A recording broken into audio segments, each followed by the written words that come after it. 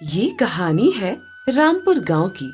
नदी किनारे बसा रामपुर बहुत ही खुशहाल गांव था। उसी गांव में भामा नाम का एक ताकतवर पहलवान रहता था। 6.5 फीट का था वो। एक बार में वो दर्जनों लोगों को चित कर देता था। हर बार की तरह इस बार भी गांव में कुश्ती की प्रतियोगिता हो रही थी और भामा सभी पर भारी पड़ रहा था। हर ओर से भामा भामा की आवाजें आ रही थी। भामा भामा भामा भामा। भामा शक्तिशाली तो था ही, लोगों की आवाज से उसका जोश भी कई गुना बढ़ गया था। इसलिए वो सारे पहलवानों की वाट लगा रहा था। ये लो, तारापुर गांव के शंकर पहलवान को भी भामा ने चारों खाने चित कर दिया। है कोई और इससे मुकाबला करने वाला, या हर बार की तरह इस बार भी कुश्ती प्रतियोगिता का विजेता भामा ही होगा? दूसरे गांव से आए कुछ और पहलवानों ने भामा से दो दो हाथ किए, लेकिन भामा के बाजुओं की शक्ति के आगे सभी ठंडे पड़ गए। आखिरकार भामा ही कुश्ती प्रतियोगिता का चैंपियन बना और हमेशा की तरह उसे इनाम में पैसे और ट्रॉफी मिली। तो गांव वालों, भामा ने हर बार की तरह इस बार भी रामपुर गांव का नाम सबसे ऊपर रखा है। इसके लिए जोरदार तालियां। इस बार भामा को 10,000 रुपए का इनाम दिया जाता है। इनाम की रकम सुनकर भामा का चेहरा खिल गया। सारे गांव वाले फिर से भामा भामा पुकारने लगे। भामा अपने शरीर के लिए खूब मेहनत करता। ढेर सारी कसरत, दंड बैठक, पौष्टिक खाना, 2 किलो दूध, फल, शुद्ध देसी घी और भी ना जाने क्या क्या। इसलिए तो उसका शरीर बहुत ही गठीला था। शक्ति तो उसमें बहुत थी, लेकिन भामा में एक कमी थी और वो थी उसका लालच। उसे सिर्फ और सिर्फ पैसे चाहिए थे, चाहे किसी भी तरह मिले। ये लो भाग्यवान, 10,000 रुपए। 10,000? हाँ, 10,000। पर ये तो बस शुरुआत है। अब तो मुझे हर महीने लाखों कमाने हैं।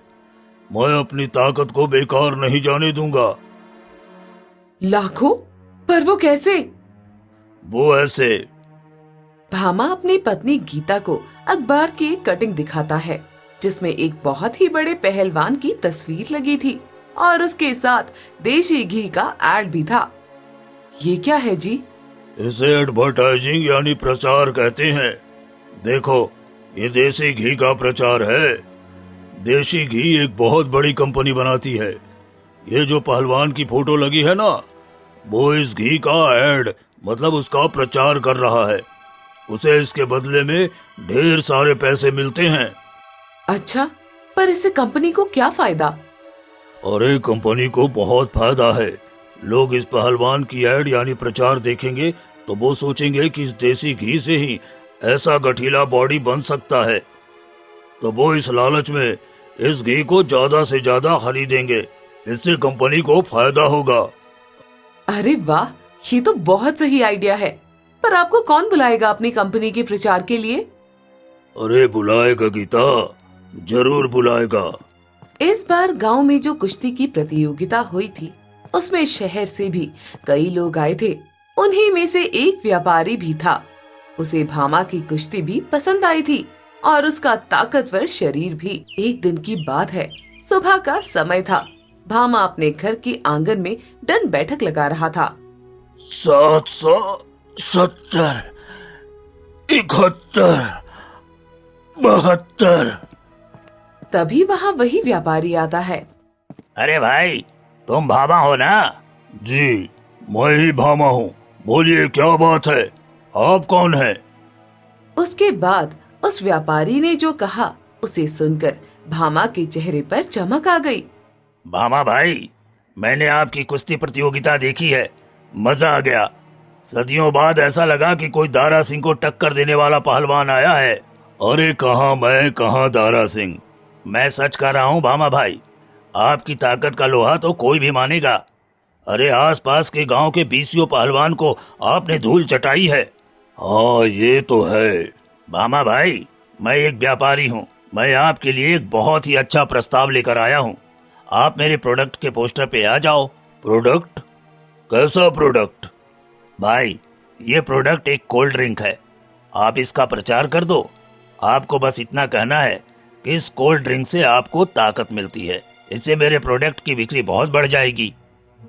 भामा ने कुछ देर सोचा और फिर कहा कि देखिए भाई साहब, सभी जानते हैं कि कोल्ड ड्रिंक सेहत के लिए हानिकारक है, लेकिन आप चाहते हैं कि मैं इसका प्रचार करूं, तो इसके बदले में मैं आपसे 50,000 रुपये लूंगा।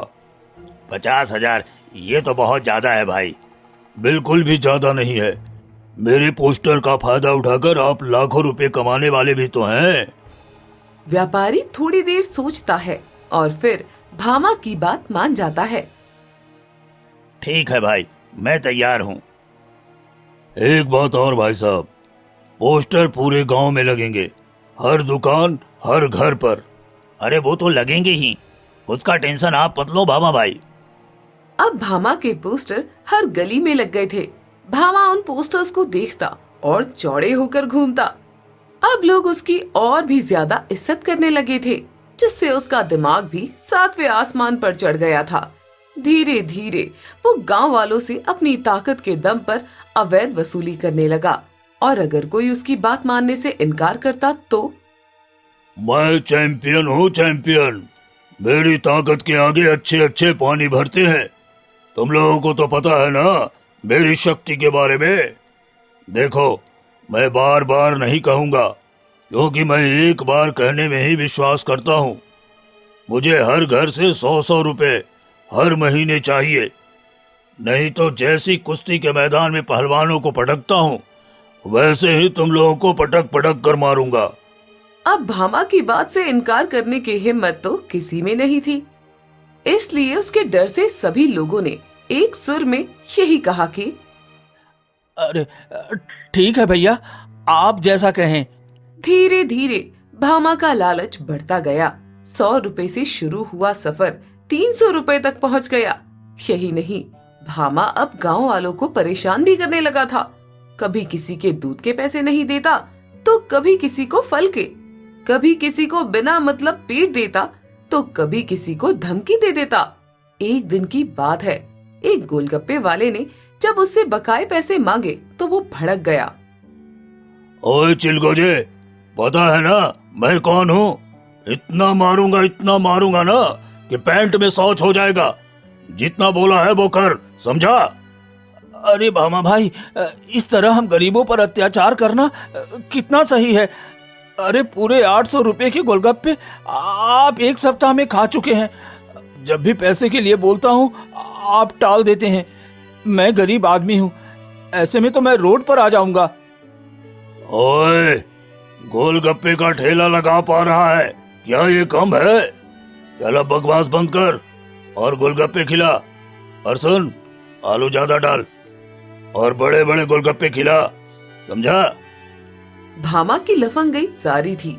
इस बीच गांव में एक लड़की आती है जिसका नाम था चंदा। वो समझदार तो थी ही, तेज दिमाग, साफ दिल और हिम्मती भी थी। उसने जब भामा के अत्याचारों के बारे में सुना और अपनी आंखों से देखा, तो उसने गांव वालों से कहा, अगर हम सब डरते रहेंगे तो ये रोज दबाएगा। हमें कुछ करना होगा, कोई उपाय तो करना ही होगा, नहीं तो कल को ये जो भी चाहे वो करेगा। अरे पर हम क्या कर सकते हैं? तुम्हें उसकी ताकत का अंदाजा नहीं है। दिमाग की ताकत के आगे शरीर की ताकत कुछ नहीं होती चाचा। एक विशाल हाथी भी महावत की बात सुनता है। बस आप लोग मेरा साथ दीजिए, फिर मैं बताती हूँ इस भामा के बच्चे को। चंदा ने गांव के कुछ समझदार और भरोसेमंद लोगों को रात को अपने घर बुलाया। सबको बिठाकर उसने अपनी योजना समझाई। देखो काका, भामा ताकतवर है, ये सब जानते हैं, लेकिन उसे सबसे ज्यादा क्या पसंद है? पैसा।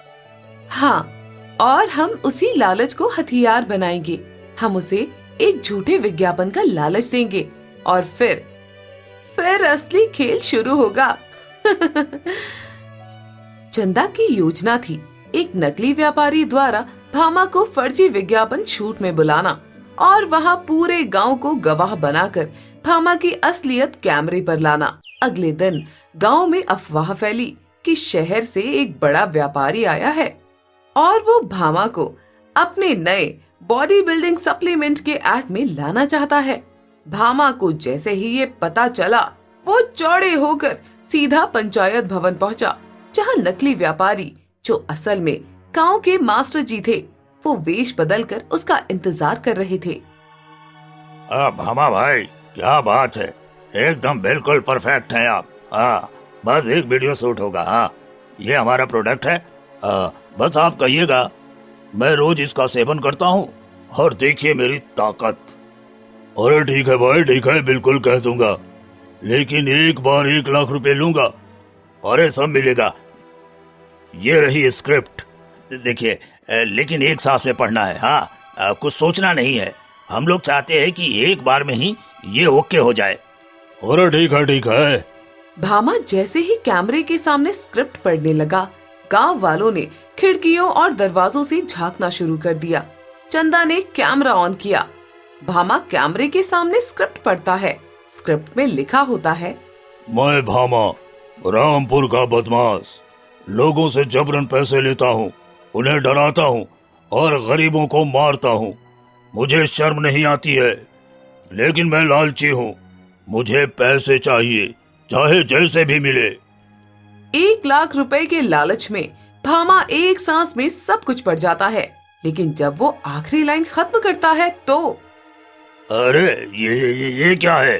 वो कुछ कर पाता उसके पहले ही गांव वाले बाहर निकल कर आते हैं। कैमरे के साथ गांव वाले ताली बजाते हुए भामा को घेर लेते हैं। फिर चंदा सामने आती है। देखा भामा, तुम्हारा लालच तुम्हें आज खुद ही शर्मिंदा कर गया। ये कैमरा चालू है और ये सब कुछ रिकॉर्ड हुआ है। अगर अब भी नहीं सुधरे तो ये वीडियो पुलिस को भेजा जाएगा। अरे नहीं नहीं चंदा बहन, अरे माफ कर दो मुझे, मुझसे बहुत बड़ी भूल हो गई, मुझे माफ कर दो। गांव वालों ने फैसला किया कि भामा को माफ किया जाएगा, लेकिन एक शर्त पर। वो हर घर में जाकर माफी मांगेगा और 1 साल तक गांव की सेवा करेगा। भामा पूरे गांव में हाथ जोड़कर माफी मांगता है, कुएं की साफ सफाई करता है, बूढ़ों का सामान उठाता है और बच्चों को अखाड़े में मुफ्त में सिखाता है। रामपुर में फिर से शांति लौट आई थी। भामा की ताकत अब दूसरों को डराने के लिए नहीं, बल्कि उनकी मदद करने के लिए थी। और चंदा, वो गांव की सच्ची नायिका बन गई थी। दोस्तों, आ ही गए हो तो चैनल को सब्सक्राइब कर देना और वीडियो अच्छी लगे तो लाइक और शेयर भी कर देना और बेल आइकन जरूर दबा देना, ताकि आपको नए वीडियोस की नोटिफिकेशंस मिलती रहे।